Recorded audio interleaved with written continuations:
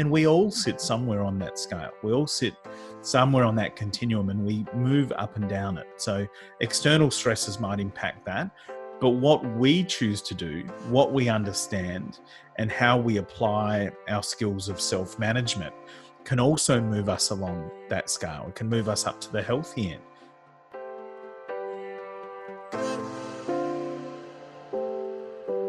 You're listening to the Wisdom for Wellbeing podcast, the show that blends science and heart to bring you evidence-based tips and tricks for cultivating a healthy, wealthy, and meaningful life. Now, here's your host, therapist, yogi, and fellow full life balancer, Dr. Caitlin Harkis. Hi there. Today on Wisdom for Wellbeing, I am joined by Dr. Nehmy. Dr. Nehmy is a clinical psychologist with over 13 years of experience. His passion is preventing psychological problems in people of all ages, while also enhancing resilience and well-being. His doctoral research program in developing the Healthy Minds program produced the world's first prevention program to prevent the onset of symptoms of depression and anxiety, while also reducing the risk for eating disorders. Tom is currently working with companies, schools, and professional organizations to help them build psychological skills for mental health, well-being, and resilience. He is a prolific public speaker and corporate trainer, with more than 30,000 people having attended his workshops, training programs, invited keynote addresses, and conference presentations across Australia and overseas. Tom also maintains an active interest in psychological research, especially preventing the onset of psychological problems. He's co-authored many scholarly articles in peer-reviewed scientific publications and has also authored the new book, Apples for the Mind, Creating Emotional Balance, Peak Performance, and Lifelong Well-Being. In today's episode, Tom is actually going to share with you some of these apples for the mind, so to speak, and different tips, tricks, and strategies for maintaining your well-being so that you can work towards achieving the things that matter most to you in your life. So without further ado, here's Dr. Tom Nehmy now.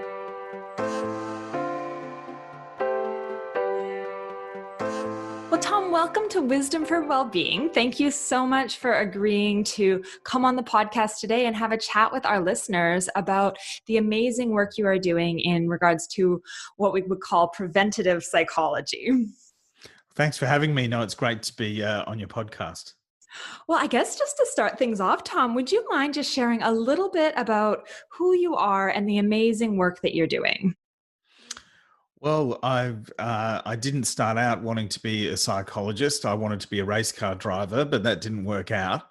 Then I became a clinical psychologist eventually, and I spent many years doing, I guess, what you might call typical clinical psychology work. I did a lot of therapy with people of all different ages for things like anxiety and depression, and that gave me some unique insights into really these ingredients that cause people to be mentally healthy.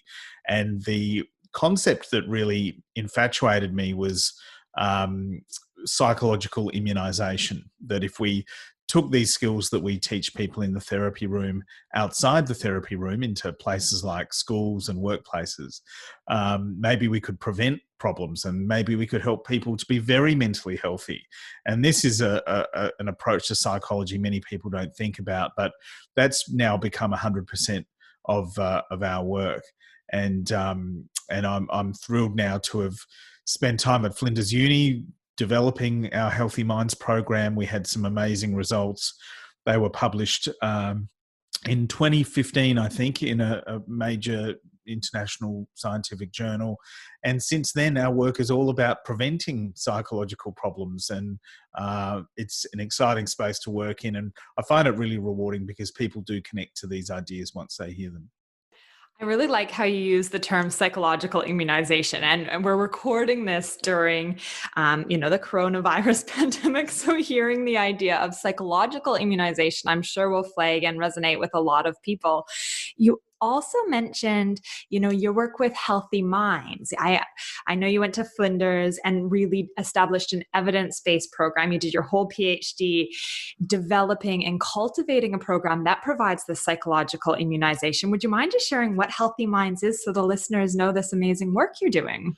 Well, absolutely. I really was thinking about what is that core toolkit? What are the things that everybody can benefit from knowing and applying in their life in order to have good mental health and be less likely to get stuck in things like anxiety and depression. So this was a question that consumed me for a while. And of course, my first step was to look at what happened when other people around the world, other researchers, tried to prevent these problems. And what I found was that the outcomes for prevention were generally pretty poor. And if at first that surprised me a little bit, because I know there's an incredibly strong evidence base for psychology in terms of treatment interventions. We're pretty good most of the time for most problems in terms of helping people, and there's good scientific evidence for that. But in terms of preventing them, the evidence was not so good. And I remember distinctly just being a few weeks into my candidature, and a very well respected professor in the psychology department I was in actually pulled me aside, and she'd heard me speak about my plans for my PhD, and she said, "Look, I love your enthusiasm. I think it's great what you're trying to do, but I feel like I need to warn you that you mustn't get your hopes up, because prevention research generally doesn't work. These prevention programs don't seem to be doing much."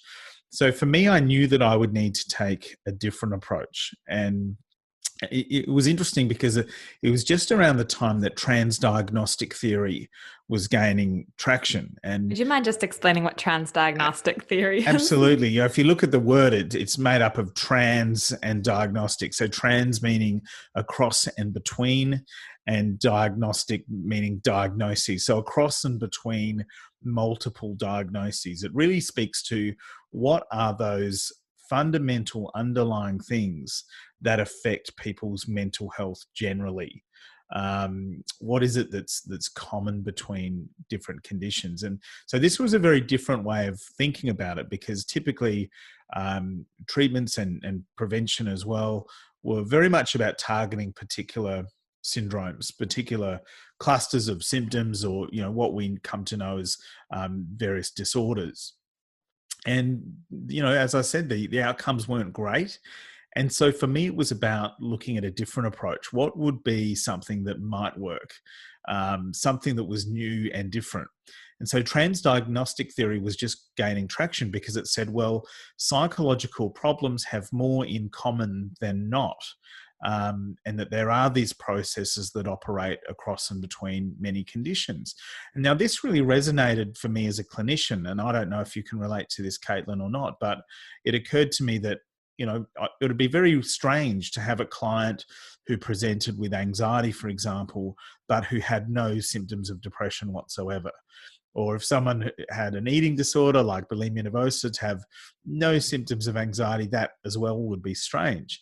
And of course, this is what we call comorbidity. It's the observation that problems tend to co-occur. And so that fits with what transdiagnostic theory is saying, because if these psychological problems tend to occur together, they seem to be related, then transdiagnostic theory says, what are the underlying mechanisms that are relevant to many of these conditions? And so for me, that was starting to think about things like, well, how do we understand and cope with emotions generally? And what is healthy thinking? Not just the kind of thinking that is the antidote to depressive thinking, but also these other unhelpful and biased ways of thinking that we know affect people's functioning.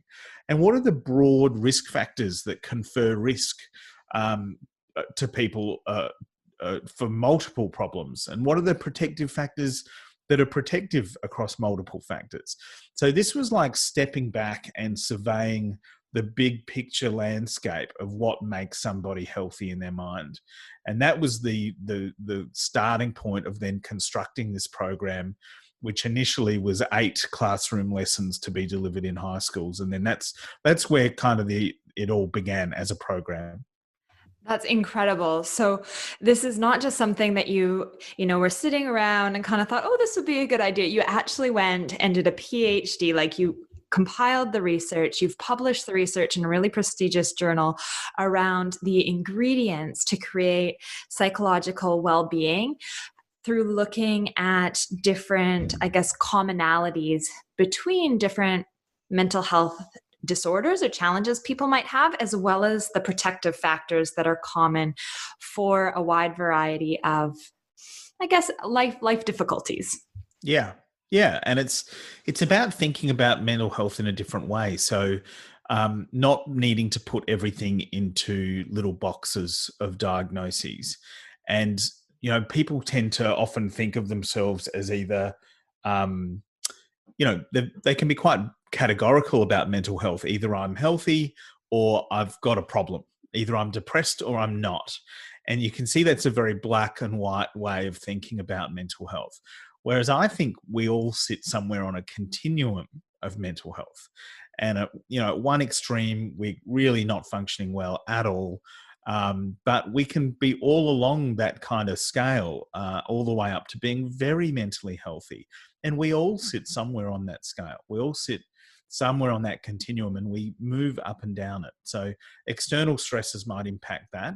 But what we choose to do, what we understand, and how we apply our skills of self-management can also move us along that scale. It can move us up to the healthy end.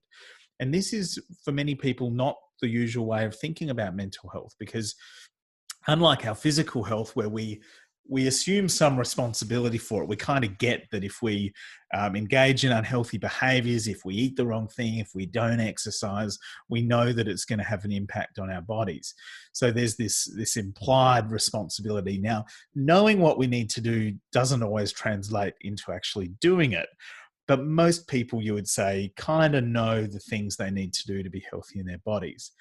But with mental health, it seems to me quite different. People often don't quite understand what good mental health even is. What does it look like? What does it feel like? How can I get it? And so there's almost this fatalism where people hope and pray that they're going to be mentally healthy, but don't necessarily know how to create it for themselves. And at the heart of it, that's what the Healthy Minds program has become. It's about saying, well, these are the things that you can do to cause yourself to be very mentally healthy. And if you're very mentally healthy, you're going to function better, you're going to perform better at work, you're going to be a better partner, you're going to be a better parent, you're going to have more energy and motivation, you're going to make better decisions. All of these things that we would want for ourselves. But it seems to me that while in our society, we generally know what to do for our bodies, people don't always know what to do for their minds. And that's really what the Healthy Minds program is all about. And to facilitate that, you've come up with this amazing model, like the Wellbeing wheel, that has different components that we could focus on and that influence our health. Would you mind just sharing what that wheel is, what the model is? Yeah, definitely. The Wellbeing wheel, Caitlin, is a way of destigmatizing mental health and also helping people to understand it in a really practical way. So where often people think about mental health in terms of symptoms, diagnostic categories, the problems they might have, we say that mental health is best described with the word well-being, because the word well-being implies that it's about more than just not being unwell. It's about more than just not having a disorder. And also being really mentally healthy is about more than just your mind. So the word well-being invites us to think about what are the ingredients in the big picture of our life that cause us to be mentally healthy. And that's not just our psychology. Of course, we spend a lot of time talking about the psychology of it, but it's not just about psychology. So the Wellbeing wheel is 6 factors. And these are 6 factors that anybody can influence and kind of self-assess. They could take charge of these 6 factors as a way of building their own mental health. And each of these 6 factors is really backed by good, solid scientific evidence for its impact on mental health. So I'll take you around the wellbeing wheel so that your listeners can get a feel for what these ingredients are. That would be wonderful. Thank you, Tom. Well, in no particular order, the first one I'm going to talk about is our primary relationships. So what I call primary relationships are any relationship that is significant enough that it's likely to impact you on a day-to-day basis. So this means who we live with, who we work with closely, and who we're just emotionally closest to, where our strong bonds are. If those relationships are really healthy and they're encouraging and they support us, well, it's a no-brainer. That's going to influence our mental health. If we don't have those supports, also that's going to influence us. So this is one of those key factors. And you'd be surprised at how often relationships and some of these interpersonal factors really get missed in models of mental health.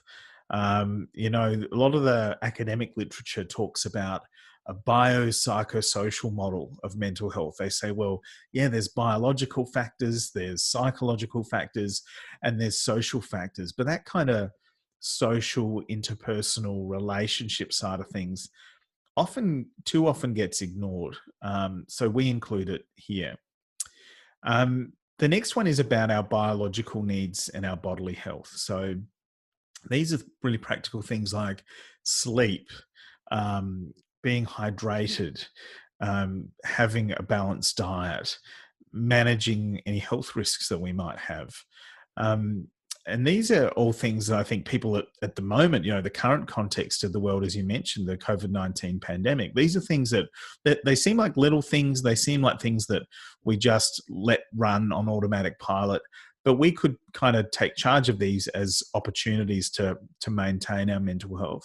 It's a really good message in a time where it feels like we don't have a lot of control. There's a degree of uncertainty we're operating within, but this is something where we can take control in a really positive manner by the sounds. Yeah, I think so. I think these are the things we can take stock of and make sure that we're doing really well. The third factor is exercise. Now, there'd be an argument to say that that's a bodily need and it's about biological health, but we deliberately give it an entire segment of its own. And that's because we know that exercise has such a pervasive influence on a person's mood and their ability to manage stress, basically. So, you know, even for some people who are suffering from mild depression, if they're very inactive, then for a subset of those people, simply exercising vigorously, regularly, could be the thing that breaks them out of their depression. That's how significant exercise is. So as a preventive strategy, it's also really powerful. Anytime somebody goes and exercises, they are doing a mental health strategy. And so at the moment, people are probably thinking, oh, but I'm isolating, I'm stuck at home, I can't get to the gym or I can't go here and there. Well, that's really a challenge that is incumbent upon us, is to be flexible right now. So exercising at home, it's easy for me because I often exercise at home. It's just one of the things that I do. It's an opportunity for people to boost their mental health right now.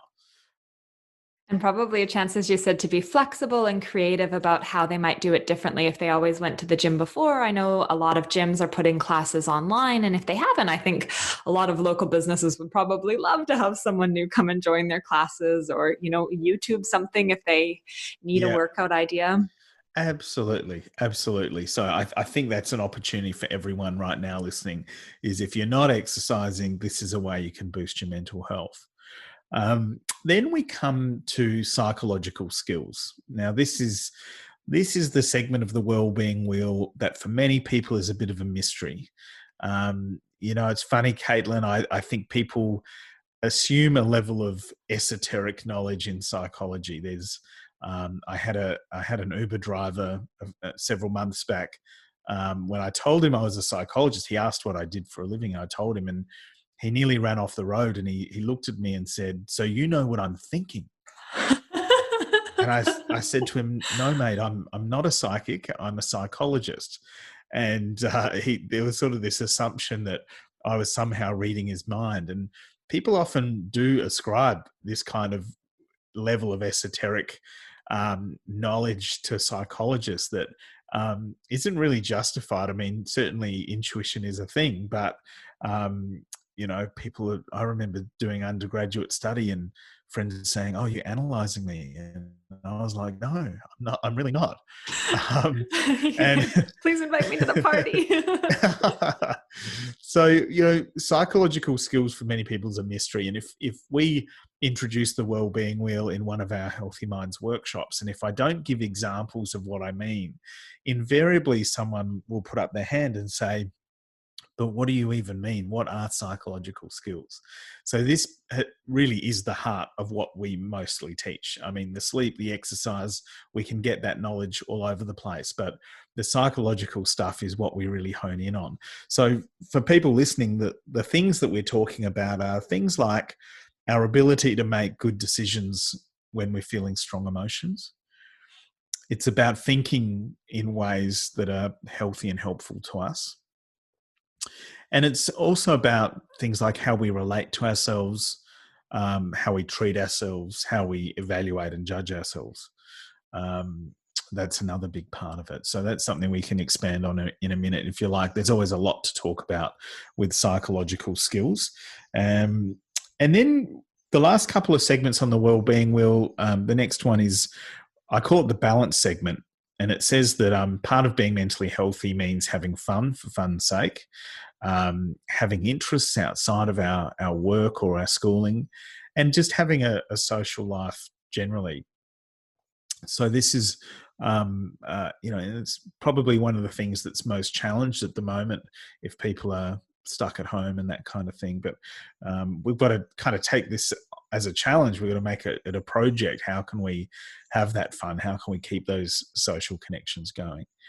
And then the final one is what we call the big picture segment. And that's about meaning and purpose. That's about living according to our most deeply held values. Why do we get up in the morning? What really matters in life? Why am I here? What's my contribution to the world? These kind of things, no matter what the answer, if you can tune into that, then that's a really important thing that's going to sustain you. That's about rising above the short-term day-to-day ups and downs, and being able to see a bigger picture sense of progress. So if we live according to those values, then that's, I think, a really healthy thing. If we know that we are compromising what we in our heart know is right or important, then that's going to detract from our well-being. Okay, this is incredible. So it's a real framework that people can actually look at and see how they're going in each of the areas. So looking at their relationships, kind of exploring whether they're supportive, whether they're validating, look at how they're treating themselves in regards to their biological needs, how they're supporting their health in that framework, which is the more traditional model we have perhaps of health, making sure that they're getting an appropriate amount of exercise, that they're taking care of their psychological health. And you gave some key questions or a bit of an outline as to what is, so that people aren't sitting there going, I can't read minds yet. Looking at, social life and how we might be really, again, using the word flexible in how we live that in the time of COVID-19, but more generally making sure that we've got some leisure activities and some joy in our lives. And then looking at our sense of meaning, purpose, and our values to really guide us. Yeah, absolutely. And I think, these are 6 things that make it pragmatic. It's not talking about symptoms here. We're not talking about labels and diagnoses. And so it sidesteps a lot of the assumptions that people make when they hear the phrase mental health, because isn't it true that for so many people, just hearing that phrase mental health conjures images of ill health? And so we slip into that mindset of just thinking about identifying problems and receiving treatment. We sort of go back into this medical model that in a way is a bit disempowering, because if I'm ill, then the person I look to fix me is a doctor or a health professional. Whereas if I don't think of it as just being, am I ill or not, then it's something I can take charge of. And that's the empowering message here. And with that, since I know that you've got so much knowledge around this, so we won't be able to unpack it all today, but I wonder if you could share with us a little bit about how we do cultivate good psychological health in that psychological health dimension. And you'd spoken earlier about emotions. And for instance, you gave the example of how we cope with strong emotions. Would that be an okay place to start? Maybe looking at emotions and stress given our current climate? Yeah, absolutely. So I think that kind of idea of understanding what emotions are, why we have them, what we can do about it, is a really big step forward for most people. Because these are questions we will often ask audiences: is where do feelings come from? Why do we have emotions? What's their purpose? How can we manage them well? And if we just asked people on the street those questions, I think it would be a real struggle to get substantive answers. But when we sit back now and think about those questions: where do feelings come from? What's their purpose? How can I manage them well? What does a healthy emotional life look like? Things like that. These are pretty important questions. It's pretty important for us to be able to answer these questions in order to have the kind of self-knowledge that enables us to be at our best, to function really well. And so a big part of what we teach people is the answers to those questions. When you know the answers to those questions, emotions don't seem intimidating anymore, or at least not as intimidating.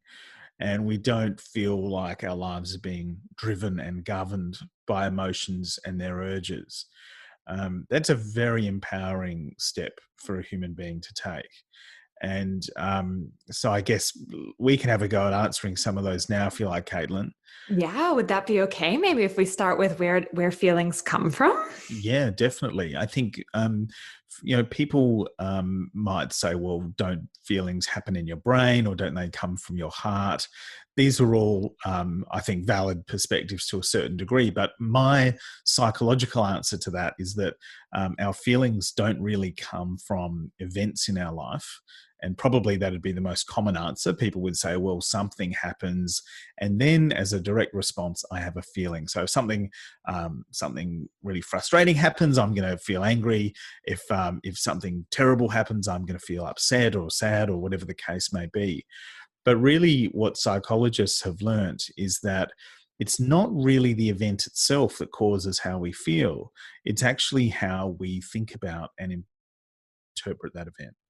So an example I often give is just a simple everyday one: that if you arrange to meet your friend and half an hour had gone by past the meeting time, your friend hasn't shown up, there's a few different possible emotions, probably many different possible emotions that someone might feel. I'm sure some people listening might think, well, that'd really annoy me. I'd be angry. Some people might think, well, gee, I'd be really worried. Others might feel really dejected and let down, and others might not be that bothered at all. They might still be feeling calm. And these are all valid and quite possible outcomes. But we need to realize that it's actually that automatic thought. We call them automatic thoughts because they're ways of thinking that are often subconscious, often outside our awareness. And anytime you mention subconscious, people start thinking it's getting a bit woo-woo. But really, all we mean is we're just not fully aware in the moment of all our thoughts. And it would be impossible to be aware of all our thoughts every day because our brains do so much information processing. So if that automatic thought that we're not really consciously aware of when we're having it, but if that automatic thought is, gee, this is really rude, they're not respecting my time, that's likely to be the thought that causes us to feel angry or annoyed. If the thought is, well, something terrible has happened, and that's our assumption, that's our automatic thought, then you can understand someone might be feeling worried or anxious in response to that. The person who thinks I'm not important enough for them to have remembered they've stood me up is going to be the person who feels dejected and down. And a person who might be sitting there saying, well, I'm sure they're stuck in traffic, or we'll figure out another time, it's not a big deal, we'll reschedule it, they're likely not to have a particularly strong emotion. Now, for some of your listeners right now, they might be thinking, but what do we know about the person? Who is it? What are they usually late? And of course, all that context will inform our thoughts. But this principle is really the most important thing to know about, is that our thinking strongly influences how we feel. So psychologists have learned that we can develop habits of thinking that predispose us to different emotions. So some people will have a style of thinking where they automatically assume the worst case scenario. So some people listening might relate to this. We call this catastrophizing. And it's kind of when we overestimate the chances of something going wrong. It's when we always overestimate how bad it would be if something went wrong. And for those people, all of these little kind of innocuous things that could happen day to day, whether it's our friend doesn't ring us back when they said they would, or we get an email from the boss saying they want to see us at the end of the day, or whatever the case may be, if that's going through the filter of catastrophic thinking, then it's easy to understand how that person could become stuck in anxiety. That makes a lot of sense. So it's something that happens pretty quickly. This automatic thought crops up. And a lot of people, it being automatic and it arising really almost instantaneously might not be something that people are even aware is so influential in regards to the emotions that they're experiencing. But it sounds like the wisdom you're providing highlights to listeners to watch for that, to notice if certain thinking patterns, certain styles, like always looking for the worst case scenario, or what we call catastrophizing, if those patterns are coming up. And earlier today, you described something called black and white thinking. So something being, either good or bad, right or wrong, that those styles of thinking might be something we can start to be aware of and mindful of. We can start to tune into it. I think for many people, they are completely unaware of their automatic thoughts, but part of having that self-wisdom, if you like, is starting to just tune into what those habits are. I mean, often in our regular day-to-day life, we would start to notice our good and bad habits, things that we tend to do, things that might be healthy or not. But in our psychological lives, we need to start tuning into some of these thinking patterns, perhaps. So the starting point is to notice, what are your patterns of emotions, because that's the easier thing to notice.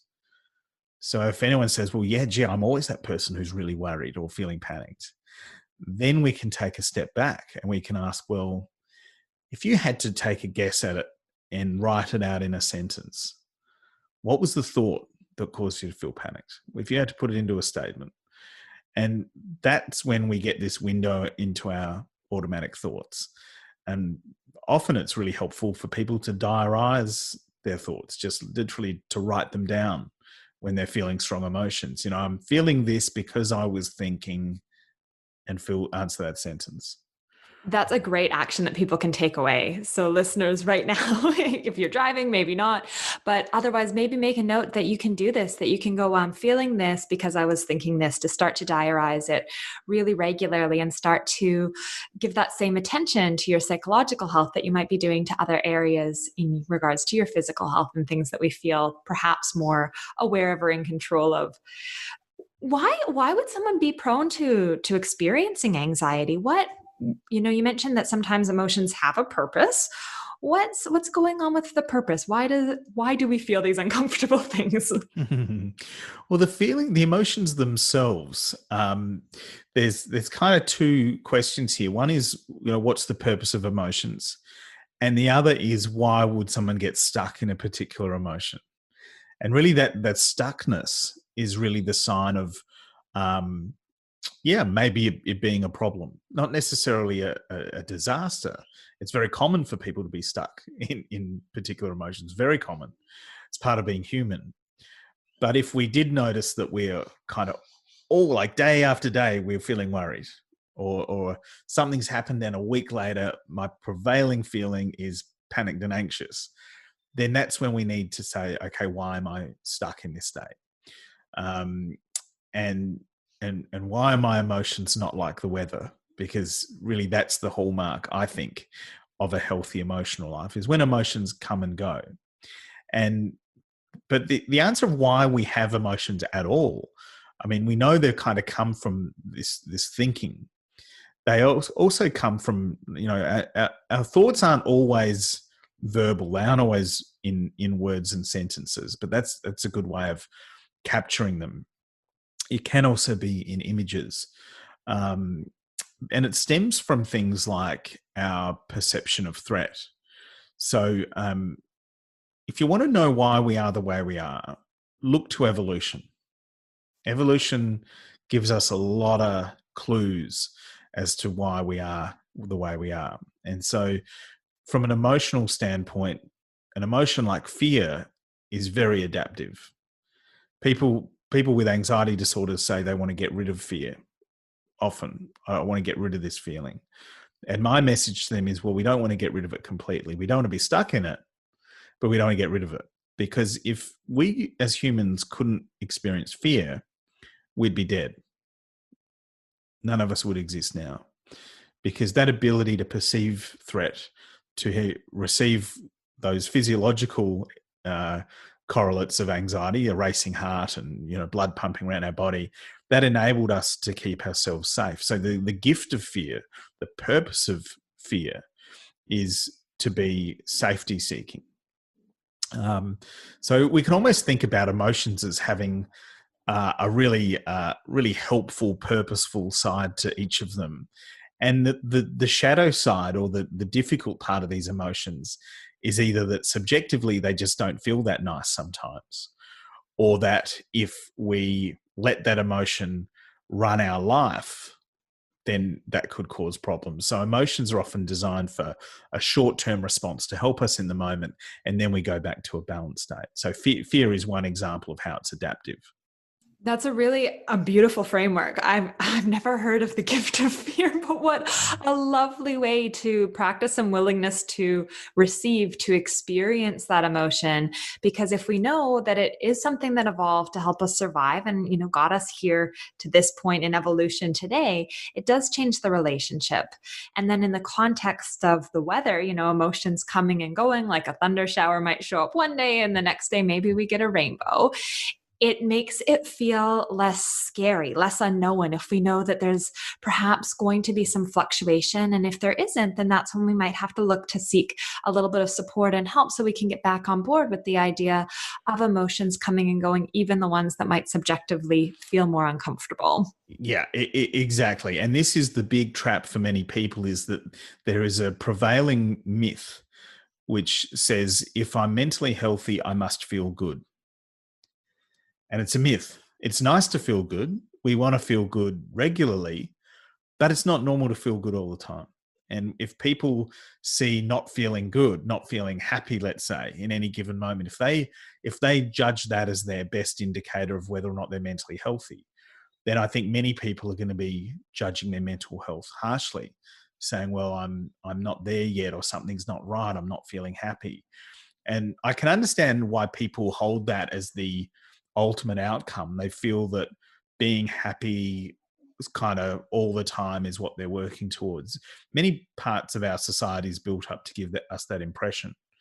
And I certainly, before I understood all of these things, I was of the view that, my purpose in life was to get things lined up to a point where I just felt good all the time. I thought that was going to be the payoff.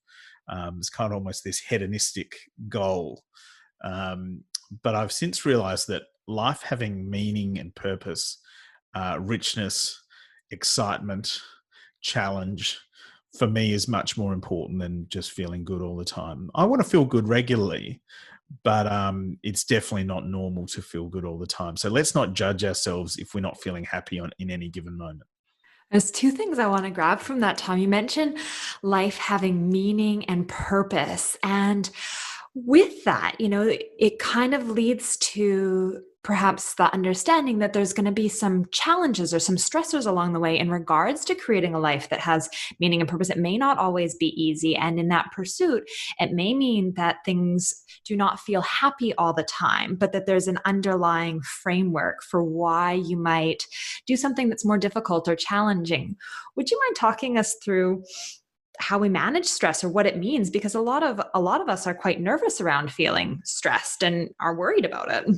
Yeah, and that's where, if we're just if we see some of these so-called negative emotional states as being natural and normal, then we can be willing to accept them. And that's kind of the first step, is to say, well, this is natural. This is part of life. It doesn't mean there's anything wrong with me just because from time to time I'm feeling stressed or uncomfortable or angry or sad.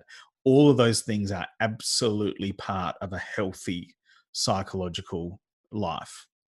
Um, and so for people who hold the view that, let's say, stress, for example, if they hold the view that stress is harmful, stress is bad, then when inevitably in the course of a meaningful life that has responsibility and involves challenging, difficult things, we do experience stress, it's going to happen, then we might judge ourselves as like, I'm going to get stressed about being stressed, because if stress is bad, if stress is harmful, holy moly, I'm stressed, and now I'm stressed about being stressed. It compounds itself. And so another one of these myths that we need to bust is that stress is inherently bad, because it's not. And some stress is good for us. Some stress helps us perform well. If you've got, when we're on holidays or it's on the weekend, sure, we don't want to feel stressed. We want to feel relaxed and calm, perhaps. We might want to feel a bit excited while you're watching your favorite football team play or whatever the case may be. But mostly you might want to feel calm and relaxed. That's fine. But in my working week, I know for me, I don't want to feel perfectly calm. I want to have a bit of pressure, a bit of stress, because it makes me alert. It means I don't put things off. I make decisions. I'm efficient. And I tend to perform better. And this is actually something that's well recognized in psychology. It's called the Yerkes-Dodson law. And the Yerkes-Dodson law has shown us that stress isn't inherently good or bad. It's about having the right amount at the right time. And on most tasks, we're going to perform better if we've got mild to moderate stress than no stress at all. So, of course, we don't want to be overstressed. We don't want to be stuck in a state of, overwhelming, traumatic, or cumulative stress. But mild to moderate stress is healthy and actually desirable sometimes. That's beautiful. So we could all be keeping that in mind, that when we consider the challenges that we might be approaching in our life, that's not a bad thing to feel a little bit stressed about them. That could actually enhance our performance. So rather than being, as you said, stressed about being stressed, we might be able to embrace and recognize the positive element that comes with this emotional experience. Yeah, absolutely. And we can also then have like a willingness to experience it. And what I'm saying to people at the moment dealing with this pandemic is, there probably will be frustrations and stresses from the sheer loss of control and freedoms that we normally have. Some people are worried about, the virus itself. Some people are worried about their financial implications of what's going on at the moment. And that's all completely fair enough that they have those worries. I'm suggesting to people that if you're finding that you're more stressed than normal, if you've got these frustrations in your life because of the pressure that's around you, treat it like an uninvited guest. Treat it like you are graciously allowing it to be in your life temporarily. Because if you have that mindset of being willing to accept it, doesn't mean you like it, it doesn't mean you want it, but you're willing to accept that it's there just for the time being, it will free you up to do the other important things that you need to do. It's going to give you some headspace to focus on your relationships, to focus on life, and just get done what you need to get done. How beautiful to practice being a gracious host to these uninvited experiences, to our uninvited guests that I'm sure we can all empathize with.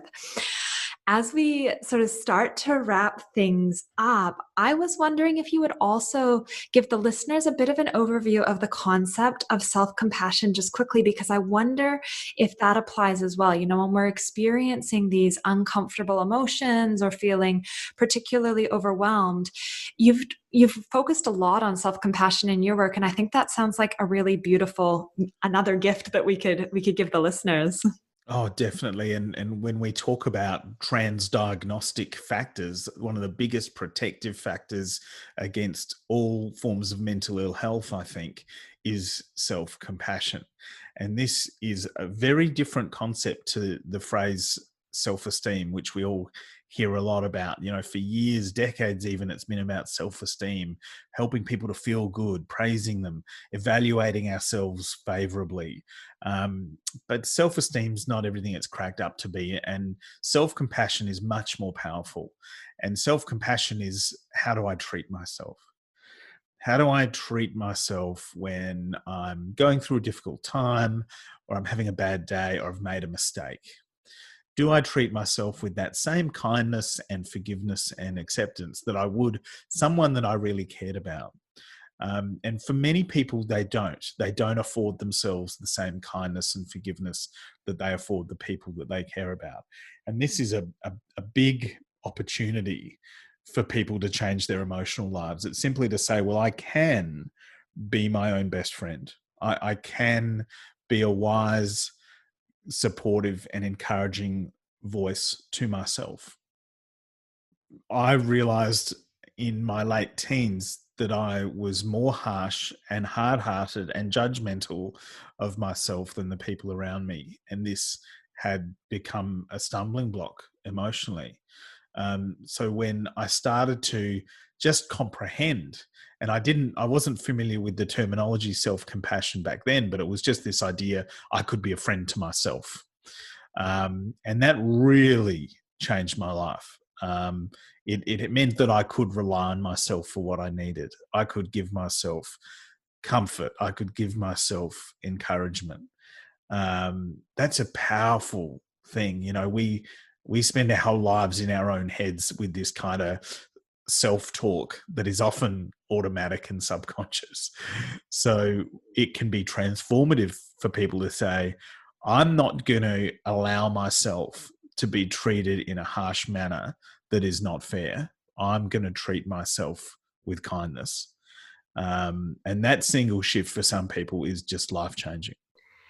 And you use the word powerful. It's interesting to me to hear that self-compassion, which is something that sometimes we think, oh, like that's a little bit like weak or not particularly helpful. Like I wouldn't do anything if I was that compassionate to myself, that you actually use the words powerful and highlighted how differently we treat other people in our lives, and the different compassion and kindness and encouragement that we might provide to someone we care about. And we know that when we treat those people well, they feel better, perform better, everything in their life is perhaps a little bit more smooth sailing. And that if we reflect that back on ourselves, what a powerful gift then. It is powerful, and it's something that strong, powerful people can do. One of the most telling pieces of research to come out of the self-compassion literature was by Dr Neff, who looked at returned servicemen and women in the Marines and the Army, and they'd come back from war zones in Afghanistan and the Middle East, and they looked at their levels of self-compassion and found that self-compassion was more predictive of whether or not they were traumatized by war than by how much combat exposure they saw. Wow, so that's incredible. This tells us, and these are not wishy-washy, weak, soft, people. These are soldiers, and their self-compassion was the thing that protected them from being traumatized. So it is powerful. And can do incredible things for us in terms of how, listeners might be able to start to cultivate their psychological skills. You, through Healthy Minds, do some amazing work around some secrets. You mentioned that psychological well-being is sometimes considered to be this mystery. So you introduce participants to the secrets of Healthy Minds. Would you share a bit about how people can access that wisdom or access some apples for the minds, the same way we might try and keep a doctor away by eating an apple each day? Yeah. No, you're absolutely right. So of course we work with schools and companies, but individuals can access all of the information that we share and teach. One of the ways is through one of our online workshops. So our flagship workshop is called 7 Secrets to a Healthy Mind. And that is actually on our website, healthymindsprogram.com. There's a clear link to click through to that if people would like to. And I'll put a link in the show notes too. That'd be great. Yeah. And the other thing is my book, Apples for the Mind. I spent years wrestling with my own need for self-compassion and persistence and healthy stress to really produce this book that contains pretty much all of the really important things that we teach. So that's called Apples for the Mind, and that's available at all of the major online book retailers. And again, I'll put a link, and not to make too many puns around the apples, but my understanding, you've got it in bite-sized chunks, chapters where people could easily consume the material each day. Maybe this could be part of the self-care that we give ourselves while we're in isolation, to give ourselves a little bit of time each day where we might consume something that's really healthful for our mind, to cultivate psychological well-being, resilience, and give ourselves that gift. Yeah, well, I say on the back cover of the book, I say it's 20 true things that everybody needs to know. So you could have an apple a day. How about that? I love it. Well, thank you, Tom, so much for your time and your wisdom. And I will put all of the links to your amazing resources in the show notes. But as listeners will have heard, they can, of course, head on over to your website to download the 7 Secrets to a Healthy Mind and to get a link to purchase your book and consume this amazing material for our mind in a time that does feel a little bit uncertain for a lot of us. Well, I think there's a lot that we can do to change our experience. And really, this is a time where psychological factors are going to make the difference. It's when people understanding and taking charge of their well-being is going to make the difference. So thanks very much for having me.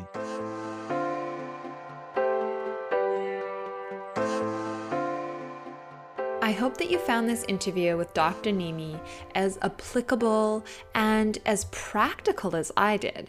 In fact, one of my gratitudes for today might even be having this opportunity to hear more about these evidence-based strategies that Dr. Nehmy has introduced. Please grab yourself a copy of his new book, Apples for the Mind, Creating Emotional Balance, Peak Performance, and Lifelong Wellbeing. Of course, you can find out more at healthymindsprogram.com, as well as we'll have all of the links to Tom's book and his amazing work in the show notes at drcaitlin.com. If you do have a moment, it would mean so much to me if you would just take a couple of minutes to leave a review on iTunes or wherever you're listening to this podcast. It really helps other people find this program and spread the word about how we can create a community of wellness. Now, just a quick tip, iTunes is not as easy for leaving a review. So if you head to drcaitlin.com, I've put a little video up there describing how to actually do it, or please just email me hello@drcaitlin.com and I can help you out. Thank you so much for your support. It really means the world to me. Until next week, I'm wishing you well.